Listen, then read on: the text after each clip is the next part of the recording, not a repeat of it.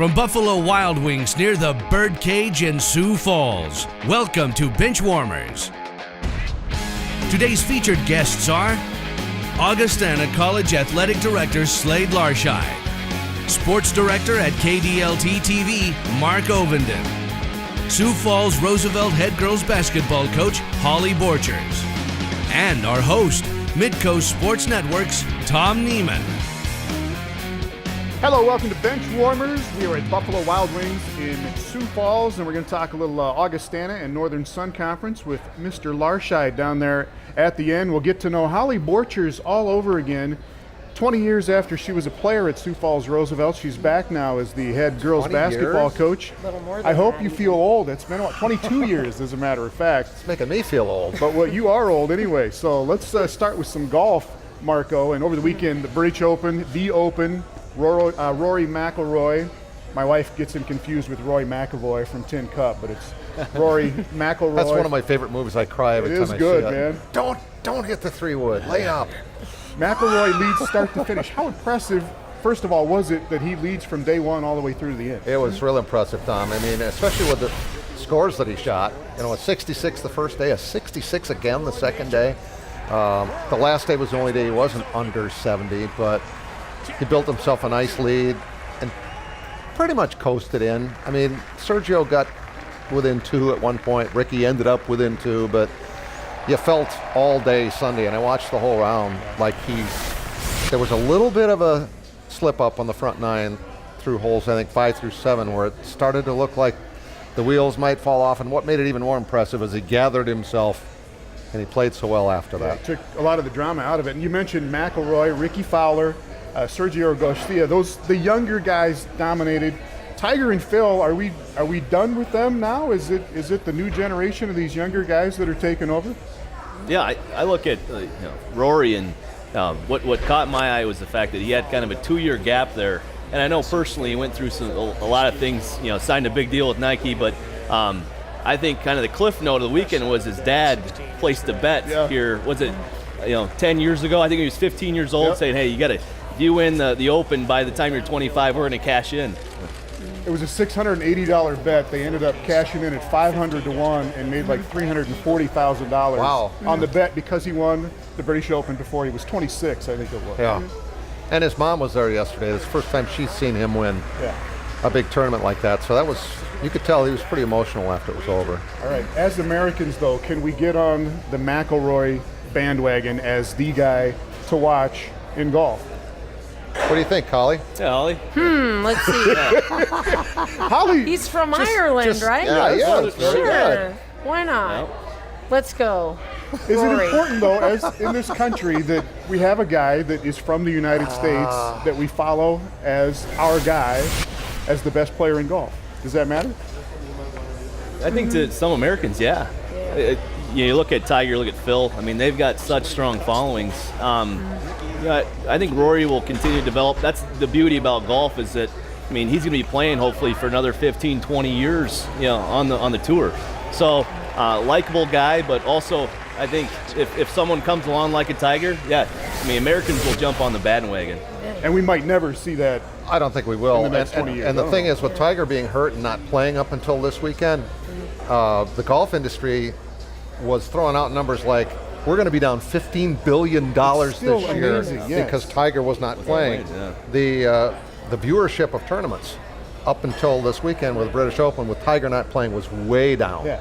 So I think the answer is, to people like Holly Borchers who aren't big golf fans, she knows who Tiger Woods is. I know who he is. It's huge for the industry to not have him playing, because there's people at the places that I work that aren't golf fans that would come in on Monday morning and say, hey, did you see Tiger yesterday? He was great. So it's hurt the game a lot by not having him play. Can we glom on to Ricky Fowler as a young guy who's flashy, and is that what it's going to take to get younger fans and more fans to watch?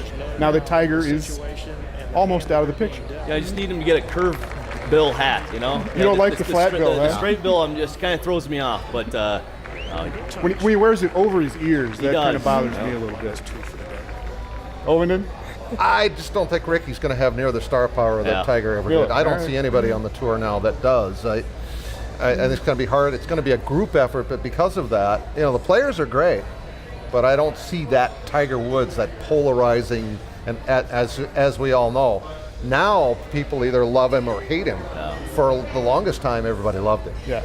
We've got a poll question coming up a little later on how many more major tournaments will Tiger win. One of the answers is hopefully none, so we'll see if there's still that hate out there for Tiger Woods that still remains to this day. All right, when we come back, we're going to talk about Augustana and the Northern Sun Conference, a little bit of football there, and why is Augustana going to play its home basketball games at the Sioux Falls Arena and not on campus this year. We'll tackle that when we come back. Benchwarmers on Midco Sports Network is presented by Buffalo Wild Wings.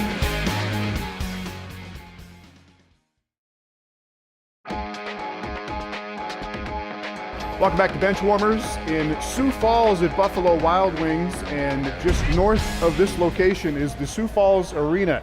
And Slade Larscheid, the athletic director at Augustana now. And let's talk about the decision that was made to take home basketball games for Augustana, move them to the Sioux Falls Arena instead of playing on campus. What's the rationale behind this? Yeah, it's a good question. And all home doubleheaders will be there. So we'll still have some, single games at the Elman Center, but really the move was for our fans, for the community. To be able to be the main tenant at the arena was enticing. The partnership with the city of Sioux Falls, SMG, now that the Skyforce, Stampede have transitioned, into other facilities. We looked at it as an opportunity to not only grow our base, but also provide a better game environment. You give up the home campus feel in some of these, though, for students anyway. Holly, in your experience as a college basketball coach, how important is that to have that on-campus feel for your home games? I think it's pretty important, but if you're in a situation where, like Slade was saying, you feel like you can draw people to a different side, I think that has a lot of positives too. I mean, the more people you get, especially in the community, excited about your team, the better. And it kind of goes back to the history where Augie used to play there anyway, right? Yeah. And the last time we played at the arena was 07-08, and it felt kind of like an away game. Now, moving forward, we'll have our home court. We're actually in the midst of the final design to put our Augie head, our full trademark logo. So it will be a different feel than in years past. All right, and there are some money considerations that go into this, aren't there, obviously? There is, and we look at it really to affect all of our sport programs. An opportunity to drive revenue that hasn't been there. And we give a lot of credit to the arena to give us the opportunity to go have the inventory at our fingertips to really, like I said, help all of our sport programs. All right. Oh, you got an opinion on this? I'm going to wait and see, because if I go all the way back to the early 80s when State and Augie were playing these big, huge games at the arena and there were 9,000 people there, there's no better environment. That was awesome, but that won't exist with this. It won't be the same arena as the one I'm talking about.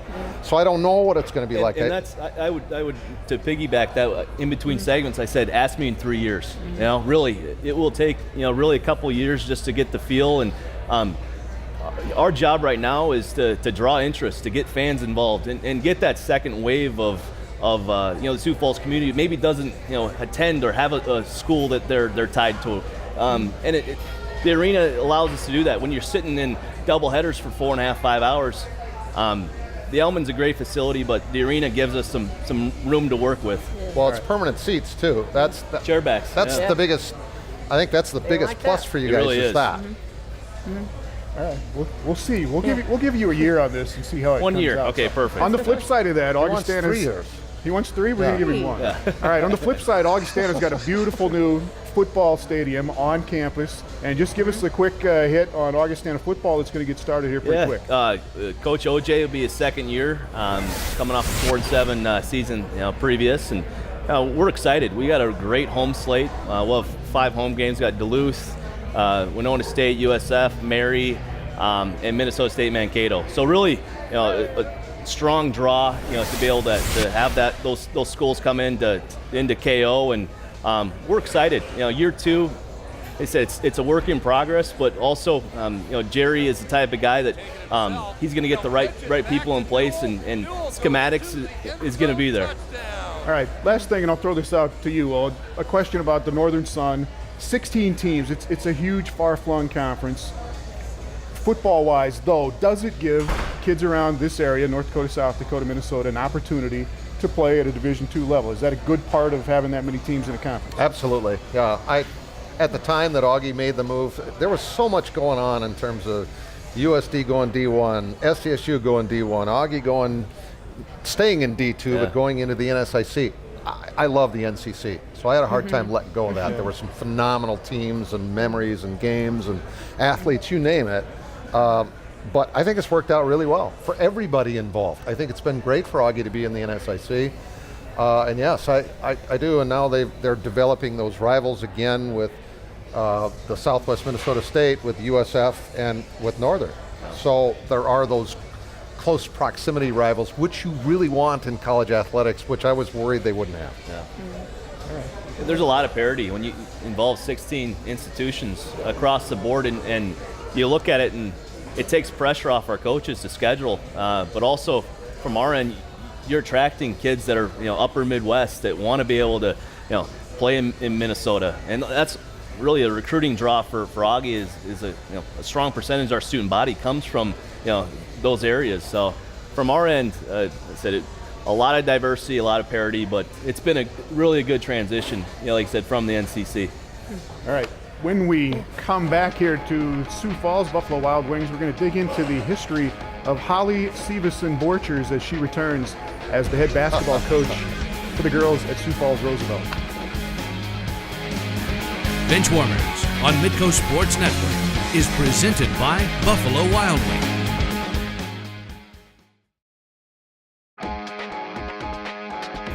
Welcome back to Benchwarmers at Buffalo Wild Wings here in Sioux Falls. Holly Borchers is the new girls basketball coach at Sioux Falls Roosevelt. She was Miss Basketball in South Dakota in 1992 as a senior at Sioux Falls Roosevelt High School.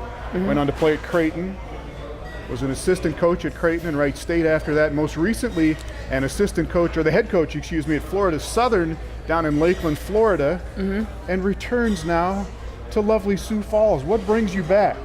In addition to the weather. Funny. Yes, funny.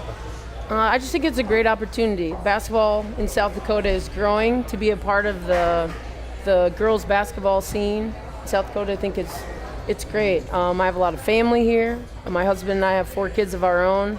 The timing seemed to be right. And we were talking to Slade earlier about the timing of things. Sometimes you're not really planning for something, but it just kind of happens. There's an opportunity, and so yeah, we're happy to be back, be closer to home.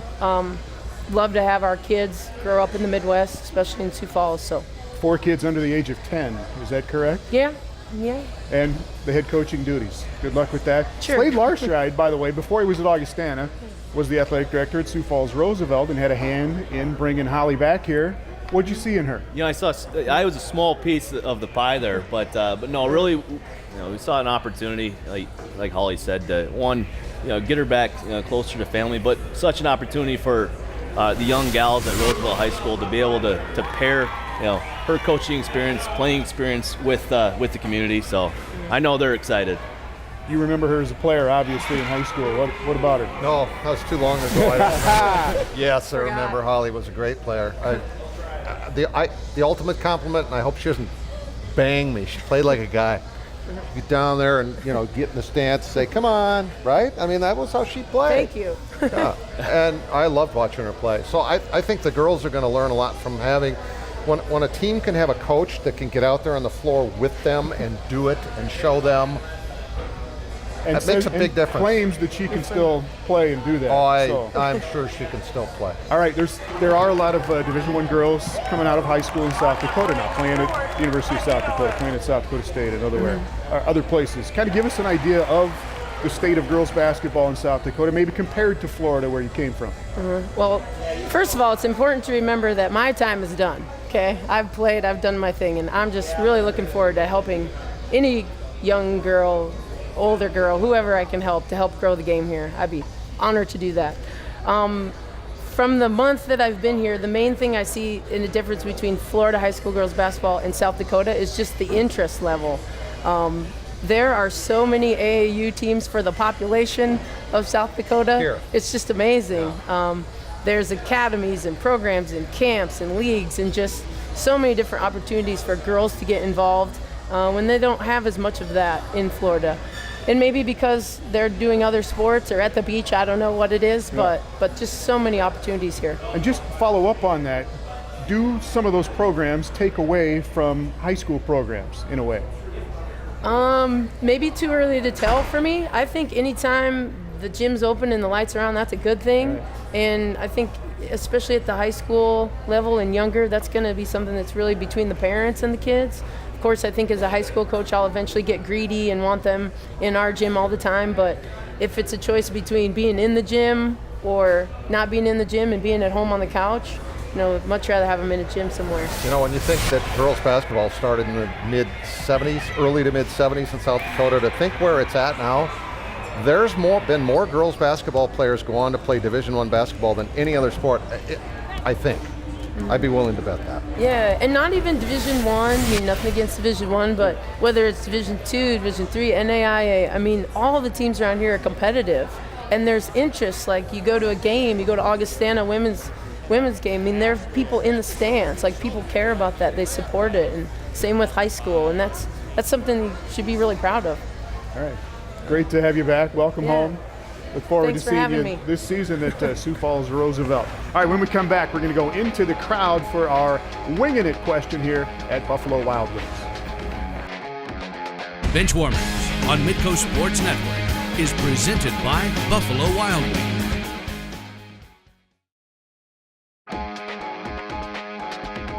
Time for our Winging It segment here at Buffalo Wild Wings. We go into the crowd for a random question, and for that, we go to Katie Lingle. Katie? Thanks, Tom. All right, I'm joined by Dylan. Dylan, what's your question for the panel? Yeah, how is the Jackrabbits football season looking this year, and do they have another chance at another winning season? Well, I think they have a good chance, but what do you guys think? All right, thanks for the question. South Dakota State University football is on the rise. Slade, at one time, not too long ago, was in the administration up there in Brookings at South Dakota State when the program is really starting to build in football. What's your answer to the question on how the Jacks are going to be this coming season? Yeah, I think they're going to be pretty salty, in all honesty. They've got a somewhat difficult non-conference slate coming up. They open up, I think, at Missouri, which will be a pretty good test. But other than that, I give Stig a lot of credit.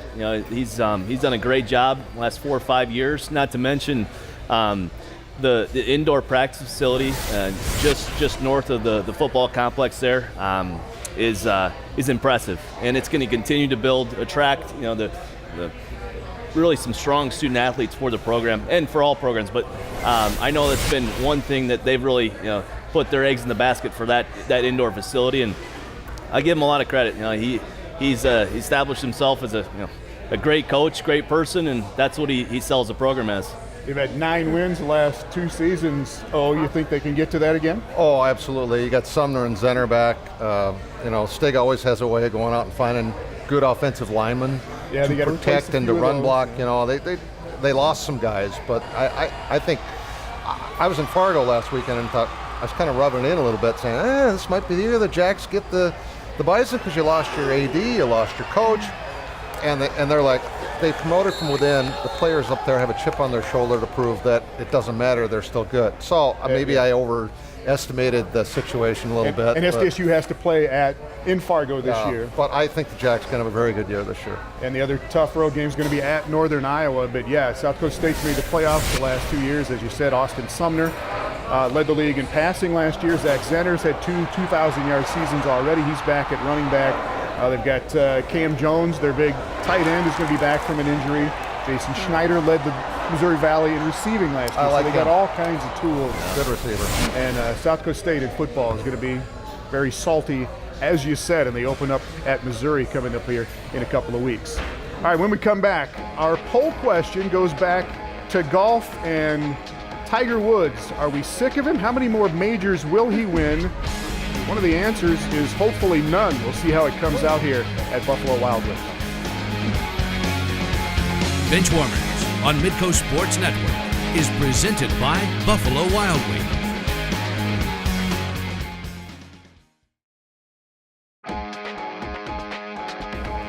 All right, our poll question this week, coming off the British Open weekend. How many more major championships Will Tiger Woods win in his career? And overwhelmingly, everybody was pretty nice about this. Only 13% said hopefully none. Almost 60% of our audience here says he will win at least one more between 1 and 3 major championships. You agree with that, huh? I said 1. Yeah, I agree. I still think he's got it in him to win another one, but I don't see a run. I don't see him breaking Jack's record. He's been like 5 or 6 years since he's won a major. Yeah, and he's just coming back from injury and blowing his personal life up about 5 years ago, but he just finished 23 shots behind McIlroy in the British Open. And still, he's got what it takes to win a major. Yes, because last year he won 4 or 5 tournaments. All right. So, yeah, he's still got what it takes to win one. All right. Think so? I think so. It'll be a swan song. I agree. It'll be at least one more, but yeah, you look at it, and if he can stay healthy, I mean, it's look at Tiger's body, and it's shut down over the years. But if he can put something together on a course that he's familiar with, yeah, I think he has one go left. All right. Holly, if there's any chance you're flipping by golf, is there one player that will make you stop and watch a golf tournament? Will Tiger do that for you? Is there anybody? It comes in really helpful for me when I need like a Sunday afternoon nap, you know? You just kind of like turn it on, it's nice and quiet, it's pretty grass. You know, people are dressed real nice, Birds so you just tweeting. kind of like, yeah. So she doesn't watch the Yay Phoenix golf. Open. Yay golf. The 16th Yeah, they get a little hole rowdy Phoenix. there. You were down there? Yeah, oh yeah, it's pretty rowdy.